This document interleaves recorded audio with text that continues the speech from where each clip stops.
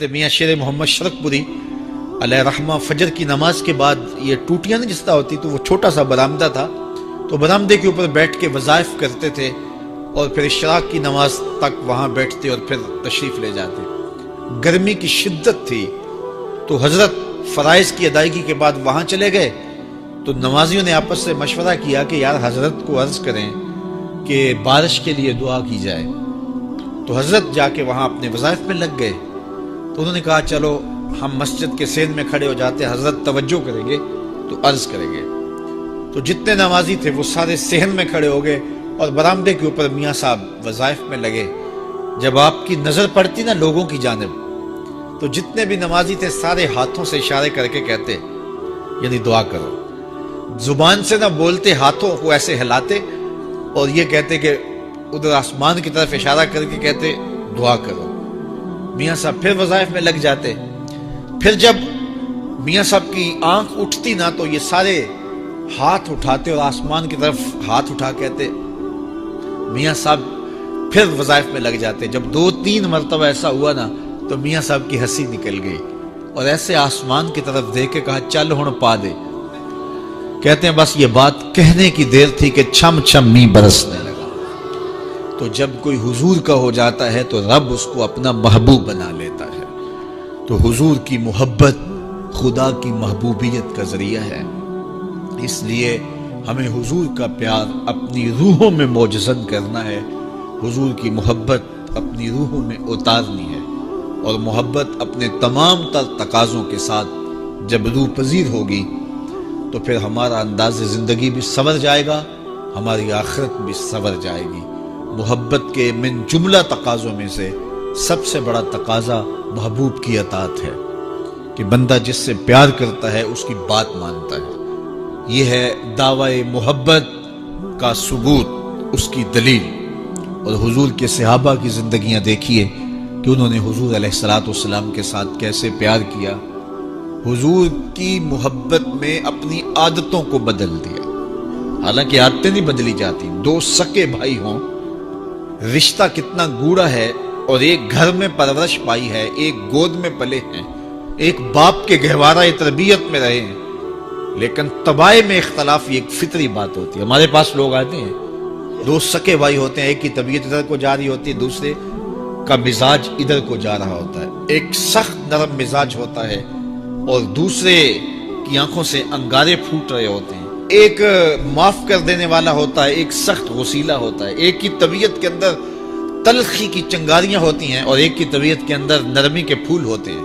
آپ نے بھی دیکھا ہوگا، تو یہ ایسا ہوتا ہے۔ اب اسی طرح کھانے پینے کی چیزوں میں طبائع کا اختلاف یہ فطری بات ہے، ایک کو ایک چیز پسند ہوتی ہے، دوسرے کو وہ چیز پسند نہیں ہوتی ہے۔ بعض اوقات ماں کو مسئلہ ہوتا ہے کہ یہ چیز اگر میں تیار کرتی ہوں تو میرا دوسرا بیٹا نہیں کھاتا، تو اس کے لیے بعض سے الگ سے کوئی چیز تیار کرنی پڑتی ہے کہ اس کی ڈیمانڈ یہ ہے اور میرے اس بیٹے کی ڈیمانڈ یہ ہے۔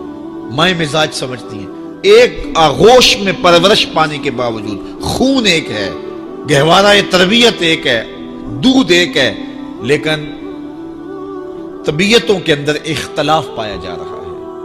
لیکن صحابہ کی زندگیاں دیکھیے، انہوں نے اپنی طبیعتیں بھی حضور کی طبیعت کے سانچے میں ڈھال دی۔ حضرت انس بن مالک کو کسی نے دیکھا کہ وہ شوربے سے کدو کے ٹکڑے نکال کے کھا رہے ہیں، تو کہا یہ کیا کر رہے ہو؟ کہا میں نے ایک دن حضور کو یوں کرتے ہوئے دیکھا تھا۔ تو طبائع کا اختلاف یہ ایک فطری اختلاف ہوتا ہے، لیکن صحابہ نے اس کو بھی چھوڑا اور حضور کی محبت کے سانچے میں ڈال دیا۔ پھر اس چیز کا انتظار نہیں کیا کہ حضور کا فرمان کیا ہے، حضور کی چاہت پہ اپنے مزاج کو بدلا۔ اللہ اکبر۔ حضور علیہ السلام مدینہ المنورہ کی گلی سے گزر رہے تھے، ایک گنبد نما مکان بن رہا تھا اور ایسے مکان حضور کو پسند نہیں تھے۔ تو آقا کریم علیہ السلام نے پوچھا یہ مکان کس کا ہے؟ کہا فلاں انصاری کا ہے۔ حضور گزر گئے، چہرے پہ تھوڑے سے ناگواری آثار حویدہ ہوئے۔ کسی نے اس صحابی کو بتا دیا کہ حضور گزرے تھے، تیرے مکان کو دیکھا، شاید پسند نہیں آیا۔ 2-4 دن کے بعد حضور دوبارہ گزرے، دیکھا کہ وہاں ملبے کا ڈھیر پڑا ہوا تھا۔ فرمایا اس صحابی کو بلاؤ. بلایا گیا. کہا میں پرسوں ترسوں گزرا تھا, تیرا مکان دیکھا تھا, یہ کیا ہوا؟ عرض کی میں نے گرا دیا. فرمایا کیوں؟ عرض کی سنا تھا آپ کو پسند نہیں, سنا تھا آپ کو پسند نہیں. میں اور آپ دیکھیں ہمارا کیا کیا حضور کو پسند, سر سے لے کر پاؤں تک, نجی زندگی سے لے کے سیاسی زندگی تک, اپنے امور ذات سے لے کر کے اپنی معاشرتی زندگی تک, ہمارا کیا کیا حضور کو پسند نہیں, اور ہر وہ چیز بدل دیں جو حضور کو پسند نہیں. محمد دی زیارت محمد دے رنگ وچ اے ٹھگ بازیاں جانے پیارا محمد صلی اللہ علیہ وسلم. میرے شیخ کامل کا ایک شعر ہے, اور وہ شعر اتنا وزنی ہے کہ اگر میرے پاس جواہر لال موتی ہوں اور میں ایک پلڑے میں ڈال دوں اور ایک پلڑے میں یہ شعر رکھ دوں تو یہ شعر پھر بھی بھاری ہوگا. یاری لا تو پاک نبی سنگ اے پر پوری یاری, پھر درود قبول ہے تیرا لکھ نہ لوں ایک واری.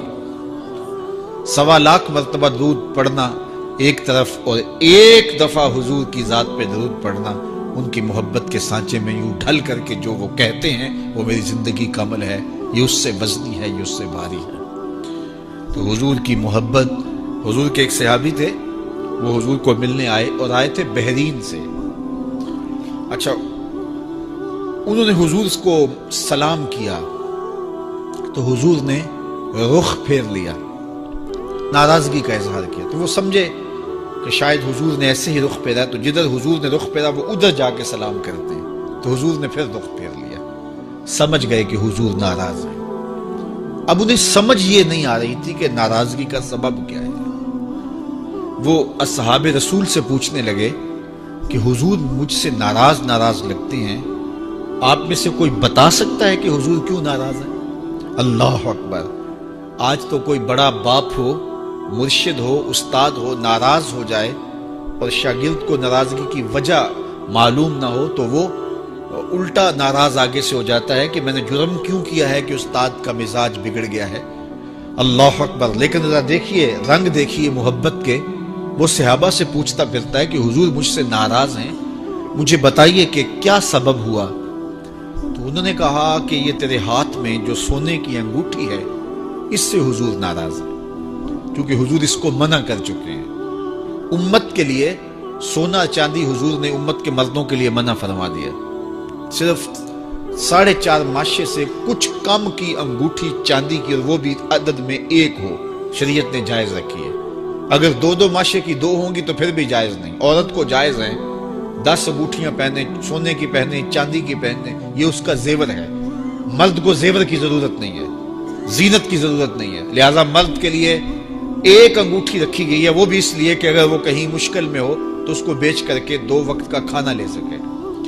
باقی اس کے لیے انگوٹھی 4.5 ماشے سے کم کا چاندی یا سونا 1 ماشا ہی کیوں نہ ہو اس کے لیے جائز نہیں ہے. تو اس نے سونے کی انگوٹھی پہن رکھی تھی, لیکن اسے حرمت کا پتہ نہیں تھا. تو اس نے کہا کہ حضور مجھ سے کیوں ناراض ہیں؟ تو صحابہ نے کہا شاید یہ اس انگوٹھی کی وجہ سے ناراض ہیں. تو اس نے یہ نہیں کہا کہ مجھے تو پتہ ہی نہیں تھا, میرا کیا قصور. خیر, اس نے انگوٹھی اتار کے حضور کو پیش کرتے کہا حضور آپ اس وجہ سے ناراض ہیں. حضور نے انگوٹھی پکڑی اور ایسے پھینک دی. ناراضگی کی وجہ ختم ہو گئی. وہ بیٹھ گیا, بات شروع ہو گئی. اللہ اکبر. جب سلسلہ کلام ہوتا رہا, جب مجلس برخاست ہوئی, لوگ اٹھ کے گھروں میں جانے لگے, وہ بھی اٹھا اور الٹے پاؤں سے پیچھے چلا. تو کسی نے اس کو کہا وہ انگوٹھی تو اٹھا لو, سونے کی انگوٹھی ہے, قیمتی ہے, چلو تمہارے لیے پہننا جائز نہیں, تمہاری بیوی کے لیے تو جائز ہے. تو اس نے کیا جواب دیا سنیے. اس نے کہا واللہ لا آخذہ وقد طرحہ رسول اللہ صلی اللہ علیہ وسلم, اللہ کی قسم میں اس انگوٹھی کو کبھی بھی نہیں اٹھاؤں گا جس کو میرے حضور نے پھینک دیا ہے. تو یہ تھی ان کی محبت, یہ تھا ان کا انداز. تو آئیے میں اور آپ حضور سے اگر محبت کرتے ہیں تو حضور علیہ السلام کا طرز زندگی, حضور کا انداز معاشرت اختیار کریں. کثرت کے ساتھ مائیں بہنیں بیٹیاں بھی موجود ہیں, وہ بھی اپنی اولادوں کی تربیت اس نہج سے کریں کہ وہ حضور کی سنت, حضور کی سیرت, اور حضور کی اتباع کے سانچے میں ڈھل جائیں۔ زندگی کا مقصد ہی یہی ہے۔ آئے، بڑے ہوئے، جوان ہوئے، بوڑھے ہوئے، چلے گئے، ہم سے پہلے بھی چلے گئے، ہم بھی چلے جائیں گے، بعد میں آنے والے بھی چلے جائیں گے، لیکن حقیقی کامیابی اس کو نصیب ہوئی جس نے اس دنیا پہ آ کے دنیا کی زندگی کے مقصد کو سمجھا۔ ہم آئے کیوں تھے، زندگی کس لیے ہمیں دی گئی تھی۔ اکبر الہ آبادی نے کیا ستھری تنقید کی تھی، کیا بتائیں احباب کیا کارنمایاں کر گئے، بی اے کیا، نوکر ہوئے، پینشن ملی اور مر گئے۔ یہ کوئی کام نہیں ہے، ہماری زندگی کا کوئی مقصد ہے جس لیے ہم انسان ہیں، اشرف المخلوقات ہیں۔ دیکھیے گدھا سارا دن بوجھ اٹھاتا ہے، اللہ اکبر، میرے صاحب نے گدھے سے بھی ایک موازنہ کیا ہے کہ سارا دن جو ہے وہ بوجھ اٹھائے اور کام کرے، اور پھر مالک اس کو غذا بھی نہ دے، وہ جا کے روڑیوں سے اور باہر سے جا کے چر کے پھر آ کے کام مالک کا کرے، مالک اس کو دے بھی نہ، اور وہ باہر سے کھا کے آئے اور کام مالک کا کرے۔ تو اگر بندہ ہو کے، انسان ہو کے اگر نہ کرے تو میرے حضور نے ایک لمبی ربائی ہے، اس میں آخر میں لکھتے ہیں تو چنگا یعقوب یا کھوتا تینوں شرم نہ آوے، کہ اگر وہ ایک گدھا بھی کام کرے، اپنی پیٹھ پہ بوجھ لا دے، اور تو اپنے مالک کے لیے کچھ نہ کرے، اور ساری نعمتیں مالک نے تجھے دی ہیں اور عزتیں اور آبرویں تیرے نام کی ہیں، اور تو اس کا حق ہی ادا نہ کرے، تو پھر کس طرح تیرے سے، تو پھر اولئک کالانعام بل ہم اضل، فرمایا تو چوپایا ہے بلکہ چوپایوں سے بھی بدتر ہے۔ تو میں اور آپ اپنے آپ کو انسان ثابت کریں، آج موقع ہے، سے ثابت نے اجے حواس تیرے، سے ثابت نے اجے حواس تیرے، کر لے نیکیاں رج کے تو، اڑیا رب رسول کیوں پل بیٹھو، آ رب رسول ول پج کے تو، آئی موت ایتھے رہسن کم تیرے، آئی موت ایتھے رہسن کم تیرے، نیکیاں کر لے بھج کے تو، کی آکھ سن لوگ یعقوب تینوں، جب ٹر پیوں سر منہ کج کے تو۔ وہ وقت آئے گا جب تنیاں باندھ دی جائیں گی، جب دونوں جانب سے کفن باندھ دیا جائے گا، پھر پردہ ہٹا کے دیکھا جائے گا، پھر بند کر دیا جائے گا۔